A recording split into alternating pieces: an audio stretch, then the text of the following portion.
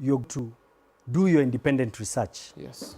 And after that, you'll realize that you even found more information than what I gave you. True. And if you can be able to pass that information to other Kenyans, you know, it begins with waking up. First is the understanding.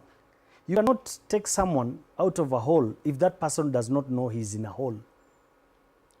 So we need to speak as Kenyans and become bold enough to speak about these things. Because either way, there are people who are planning to exterminate us. So do we just sit and wait? With all these policies I've explained to you, and after you'll do your research, are those policies meant to give you a better life in future? Hell no. So why should you sit and wait for it? Yani, we are being told there is a hole there, then you're just keeping quiet. Even if I go in, I better tell the one who's behind me and say, hey, there is a hole. Or if we go in that hole, we have ropes in our pockets to pull ourselves out of it.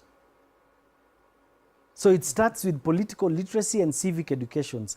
Kenyans should start reading. As much as we spend a lot of time online on social media, we should take advantage of the third industrial revolution, plus the fourth industrial revolution, which is the revolution of internetive things. One of them being internet communication. Let us read. Everything I'm speaking here is out there. Let people, let's start reading. Let's start thinking on a sober platform. Let's put our emotions aside. Let's put our political divides, our religious, our tribal divides. It is about humanity. This is the biggest fight we can ever fight as a country, because we are in a very big war. Forget about these things we are fighting about. You and I, Oga, know that economical problems can be solved. You, one time in your life, there's a time you hit a snag, but you came out of it. All of us, it is normal. You can solve it. But matters to do with our lives and humanity and the future of our country and our people, those are things that once gone, how do we reverse it back? So we have to start speaking about these things now. And when we do these things, let us do it with the love for the country, not for personal gains, not for what you will benefit. For me, it's never been about power or politics or opposition. Last elections, I did not vie. You know very well, if I had vied, I would have won abnormally. But I did not find purpose. We need to get the right people in office. Me, I'm a businessman. It's not a must and I don't need. But I'm one person who's always ready for service for this country. And I know if we have rightful leadership, even me, I'll be smiling to the bank and to the sherees and everywhere. You get it? Yeah. So let us speak. There is nothing to fear about anymore, because the agenda is clear. It is to finish you. So Kenyans, if you've decided to sleep, tumalizwe ni sawa. Mimi nitaongea mpaka the day my days are done. Okay. It is so frustrating, eh? Yeah. It is so frustrating, but as I said earlier, the good thing with Kenyans is God gives us that grace to come out of any situation we are in. Okay. And I know we'll come out of this one. We will come out. Kenyans are waking up slowly. Yeah. I'm glad during the Maandamano, Gen Zs are saying, IMF, don't fuck us up, because they understood the problem begins with these people. So we are heading somewhere. Yeah. So whatever is happening, Kenyans should understand that it is also good, because political literacy is sinking in. Today, out of 10 Kenyans out here, 7 to 8 will speak sense to you. They will not say about tribe. That's true. They will not talk about political. Yeah. So Kenyans should understand that before light comes darkness.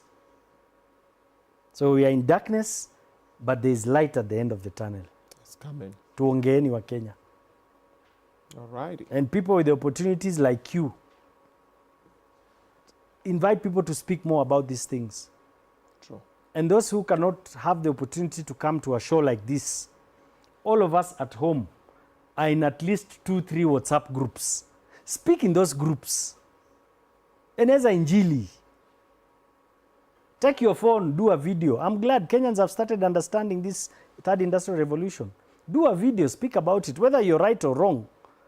If you're wrong, you'll be corrected. If you're right, another person has learned. True. And that is life. So it is not about personal problems. This is a problem of humanity. It is a problem for all of us. And those politicians who are listening to me, they are also in the menu. They are not on the table with the globalists. No. They are in the menu. They're just waiting for their time. Exactly. It's going to get all of us. Exactly. As I say, they will use you, misuse you, and later on abuse you. What a way to end it. Mwenye macho ambiwi tazama, na macho haina pazia. Wanasema 2027, they're waiting to see you on the ballot. Kuna wengine hapo wanasema governor, kuna wale wanasema CS, no, I think you should vie, then I'll support you spiritually, socially, economically. Mimi? Yeah, you can make a good leader. I've been watching you for a long time. You see, for you to have that following you have, it's not by chance.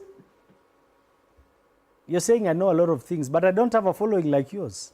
Are you getting it? I don't have money like yours. No. But I'm trying to tell you, you have a big following, and people don't follow people who have nothing. So there's something in you. So we need such brains in leadership. It is not a must for it to be mbogo. I love this relaxed kind of life, man. Mimi ndo niingie kwa pressure. If shit hits the fan, then we will go in there and help the country. But it's not about me. It's not about individuals. We need the right brains. The right people. People who have Kenya at heart. They say if you don't teach heritage to your young generation, be guaranteed that they will sell the inheritance. So you as a father, if you don't teach your kids heritage, you see that Range Rover out there? When you sleep, that will be the first thing they will sell because they don't understand the importance of it.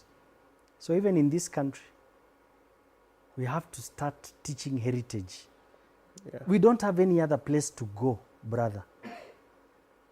There's no any other country that can give us a piece of their country. In fact, we are the best ones who allow people in. Our neighbors, most of them don't want us in their territory. Then we want to mess this beautiful country. No. We have to sober up as a country.